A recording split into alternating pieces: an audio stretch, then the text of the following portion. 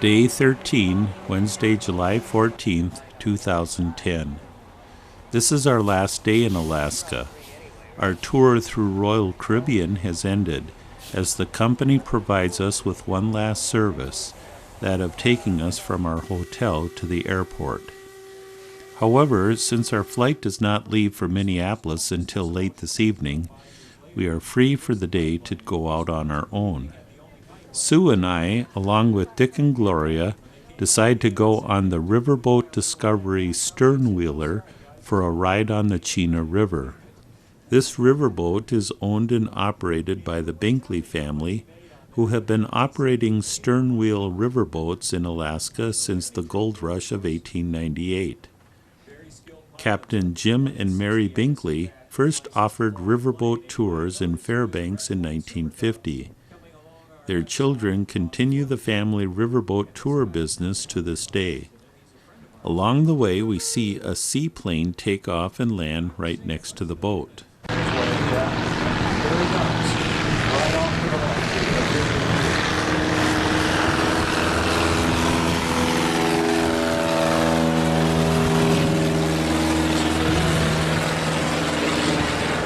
He gets up in a hurry.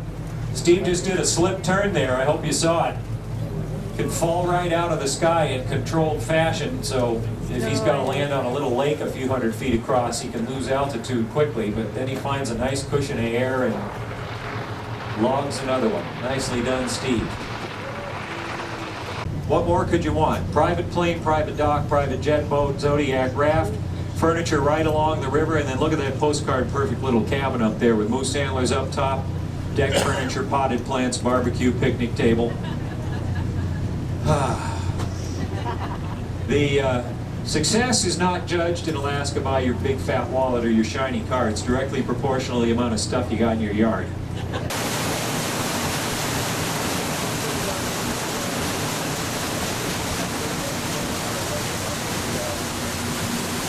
Still to this day, the most successful lead dog in the history of the Iditarod. Susan Butcher was a four-time winner of the 1,100-mile Iditarod trail sled dog race. After winning several times, they came out with a t-shirt in Alaska that read, "Alaska, where men are men and women win the Iditarod." Susan has also gone down in history as leading the only climbing party to reach the top of Mount McKinley by dog sled team. Susan Butcher and David Monson were married for 21 years. In August of 2006, Susan died of leukemia. David, who is also a dog sled champion, lives in Fairbanks along with their daughters Tikla and Chesana. The three of them continue Susan's legacy of raising and training sled dogs. We have the privilege of seeing them as our riverboat pulls up alongside the Trailbreaker Kennel training facilities next to the Chena River.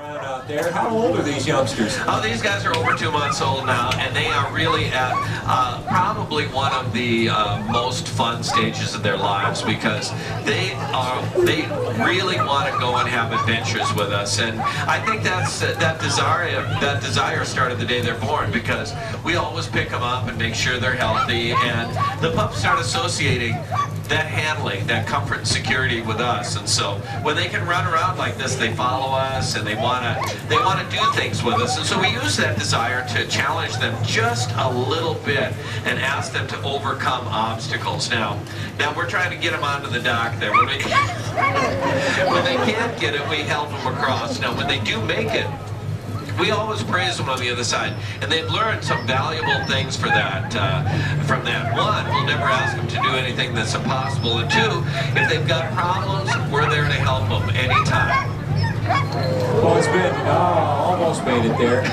But it's been fun to watch these grow over the last couple of weeks. They seem to get more capable every day.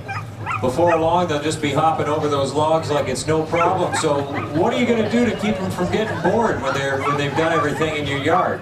Well, you know what? These guys, you're right. They do get a lot of confidence every day. And so, as they get just a little bit bigger than this, we're going to take them on walks out in the woods, and we're going to take some of the older dogs with us because the instinct of the young ones is starting to be chase those older dogs. So we use that again as a tool. The older dogs run in front of us with the puppies chasing them, and they go down ravines through the water, around trees, through the brush, until they're way in front. Then we call the leaders back, run to us, the puppies chase them. The pups have learned two more very, very valuable things. One, to listen for our voice, because something always happens when they hear it. And number two, is follow that lead dog, because that dog will bring them home. And those are two skills they need absolutely when they go in harness for the first time. Well, now, how do you know, David, when that time comes? Are you looking for him to be a certain weight or age, or what's the factor that matters? You know, it's not a time so much as making sure all the conditions are right for the pups to succeed when they go in harness. And what you want is them, of course, to have the skills we've been teaching, but also physically they have to be ready. They have to be big enough, strong enough, fast enough, and the instinct to pull has to have kicked in. Once all that comes together, they're ready to go into harness. And so what we do is we hitch them up, and if we didn't have a leader out in front, it'd be like a first grade class with no teacher. It'd be total pandemonium. So with the leader out in front, we can hitch the puppies behind, we give a forward command. Those lead dogs, that lead dog takes off and the puppies chase, just like they did out in the woods, only this time instinctively they're pulling the sled. So really, you can see it only takes us a minute to teach them to go, but it can take a year to teach them to walk. Yeah, I suppose. And even though you don't have any snow, it looks like we're going to get to see some going well with your team out here today. You going to go for a run? Absolutely. You know, these dogs get exercised every day. We have to be more inventive in the summertime because without snow we can't use sleds, but we can hitch them up exactly like they would be on a sled, except I've modified a four-wheel cart to substitute for that sled, but everything else is the same. Now, the lead dogs are out front. They're the most important because they listen for my commands, find the trail, set the speed. The dogs behind provide power. I have 10 today, but sometimes I'll run up to 20 dogs, and 20 dogs puts my leaders almost where Kyle is at the end of the building, over 100 feet in front of me. So you know how much I rely on those lead dogs, how much power I have. And it's the last couple dogs here that help me steer the sled. And they do that because if a sled jumps off the snow into the deep trail, these guys have got to know to go to the opposite side of the line to pull the sled straight so we continue safely down the trail. Now, if you're not starting to notice, power isn't going to be one of my problems here, so I've modified this four-wheeler in a couple of ways. Number one, I've removed the engine. I think you can see my hand coming through here. There's nothing there. Number two is I've reinforced these brakes, and I need them to fit very good because these guys get powerful. But even with the brakes locked on, if I wasn't tied up to this rope, and you can see it's getting pretty tight now, I'd be out the gate already. So as soon as we get these last two dogs in, I'm going to take off. And when I get to the other side, I've got a radio. I'll try to give you a call and let you know how the round's going. I can tell you for one thing, I know it's going to be thrilling. So, That's tragic. These guys see a bit on the table now as soon as we get that undone. We've got one. We're ready to go. All right. That's all the crazy turned into power. Look at him go. And he doesn't have to change a single spark plug while he's out there either. We're right to our left, so keep your eye on the trail on the near side of the lake. They're looking good, boy, picking up speed. Look at all the dogs in the yard. Pick me, I want to go. These dogs can eat 12,000 calories a day during the racing season. And they get great vet care, too. Now watch the trail along the back of the lake. David's going to pop out of there any second. Hopefully he can call. There he is. Out of the trees. I hope you can see us because we are really flying on this time. We're kicking up a lot of dogs because the leaders are setting pace that every dog behind is following. We're probably going close to 20 miles an hour on this back stretch. And we're doing this because each dog knows what their job is. Each dog does their job. You don't have a team of individuals. You have each individual making a team. And that's how we can go over 100 miles when we're racing sometimes, is the dogs have made light work for everybody. I'm coming to a corner here. I got to give a haw command, and I'll call you more on the way back.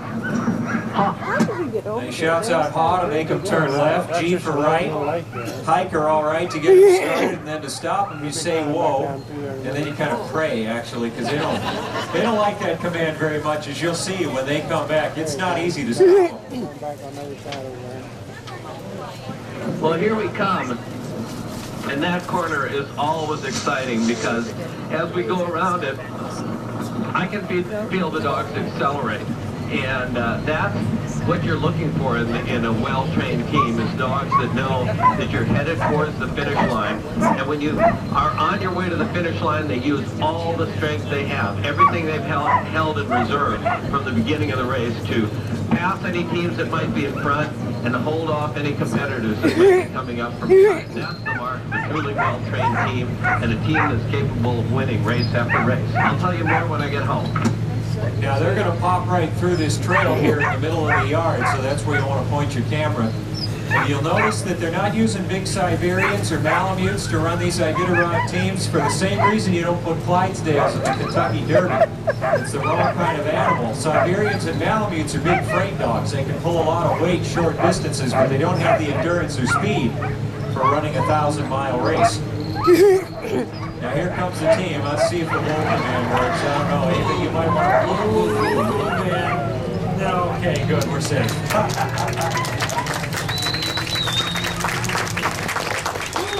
Well, thank you very much. That is a real honor. How many times I've done it. When you get dogs that love what they do and you give them a chance, it's so much fun to see them. So, of course, after work, everybody likes to have a little playtime. Yeah, that's right. You get done with gym class and hop in the pool. That's Come out right. here and cool off a little bit. Now, I'm sure, David, folks are going to have a lot of questions. We already had a few, actually, on the boat. Are you going to be able to come down to the village and meet some folks today? You got time? Absolutely. Ava Linder standing there is going to bring some dogs down. You'll be able to get up close and pet them. I'm coming down. I'm going to be in a log cabin right next to where the boat lands. There's actually a beautiful bronze statue of our lead dog, Granite, that was presented to us to honor his many accomplishments out on the Iditarod. And so I'll be in there. If you'd like to come by, I'd love to meet you. Okay, well, we'll look forward to that. We thank you so much for sharing your backyard with us here, and we'll see you, I guess, in about an hour at the village.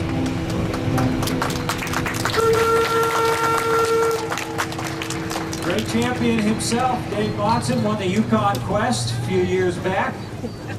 Keeps things going here at Trailbreaker Kennels, founded by Dave Monson and, of course, the wonderful Susan Butcher.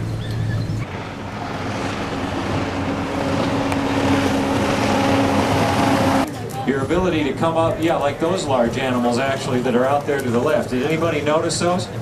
Reindeer. Well, now isn't that a coincidence? And you call them reindeer when they live inside a pen, caribou when they live out in the wild, but they are the same animal. And were very important, and still are, to the native people living the subsistence lifestyle. In fact, the reason that they are domesticated in Alaska was because missionaries from overseas taught the Eskimo people how to herd reindeer. It was something they've been doing in Scandinavia and other areas for years. But this is the same genus and species as the wild cousin, Rangifer tarandus. Some of the winter coat is still coming out on two of these animals. They may look a little scruffy to you, but that has nothing to do with their health. They're in perfectly good health. They just don't always drop their coats out at the same time as their wild cousins. But they'll be all white in the winter, and then they turn this brown color in the summer. The mama is the one over to the far right of our view, and you can see the baby right out there in front, about 8 weeks old. And then the two males with the big antlers, and everybody's antlers are still growing in, which we can tell because the velvet hasn't been scraped off yet. Kind of looks like fur. but it's a layer of skin and tissue carrying the blood supply that's enabling the antler to grow underneath. Once mating season rolls around, though, the guys get excited and they rub all of that off to show off to the ladies and get rid of the itch, because velvet, after the antler calcifies, gets kind of like an old scab, so they rub it all off and have a beautiful mahogany-colored set of antlers underneath there. Now notice how big their feet are, too. That's an interesting feature of these animals, because their food can be buried underneath 3 or 4 feet of snow in the winter, so they can shovel right down to it with big old hooves. These are domesticated, so they know to leave on cue. Stream of discovery number 2. Tie off and run out the planks, and you're going to have about an hour to enjoy on shore here at Chena Village. The first half of that time is spent with your guides, moving around to the different stops. Discovery 2. This is the Chena Indian village, where we get to see how the ancient Athabascan Indians lived. This resembles the original Chena Athabascan Indian village of the early 1900s located nearby. Villages similar to this appeared along the rivers after steamboat captains began bringing prospectors in search of gold.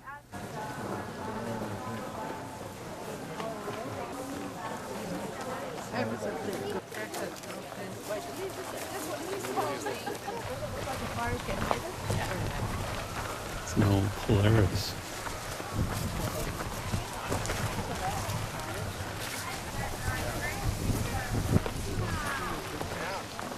We still want to pull, so we kind of made this well thought out one and called them the Alaskan Indian. That's all we use now in the Iditarod. Leaders are always going to put closer to the front because you're always going to have more than 2 leaders in the team. So you're going to put the main leaders you want to run that day in the very front, and then you're going to put, we call them swing dogs, you're going to put your other leaders in the 2 behind the leaders.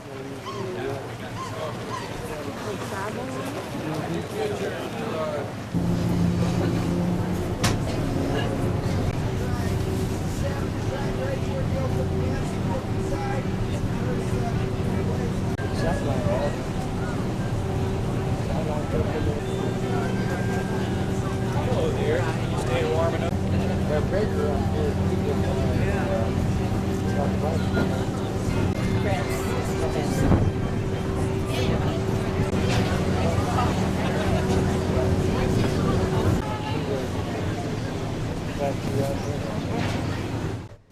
As we leave for the airport for the 5-hour flight from Fairbanks to Minneapolis, I have mixed emotions. I am anxious to get home, but I also think about our trip, and I can't decide what is the highlight. In the short 13 days we have been on our trip, we have done just about as much as humanly possible, from cruising past some of the most spectacular scenery in the world, to getting up close and personal with a black bear, sliding down a zip line 1,000 feet above the trees, seeing whales up close, flying in a helicopter and landing on a glacier, cruising right up to one of the largest glaciers in the world, pushing giant icebergs aside with the bow of our ship, and flying to the top of North America's tallest mountain. I am also anxious to get home. The lawn needs mowing. I still have a bunch of tax returns to do. Sue and I miss our cats. It is good to be going home, but I also know that someday soon we will return. I'd like to get you on a slow boat to China, all to myself alone, to get you and keep you in my arms evermore. Leave all your lovers waiting on the faraway shore, out on the briny with the moon big and shiny, melting your heart of stone. Darling, I'd like to get you on a slow boat to China, all to myself alone.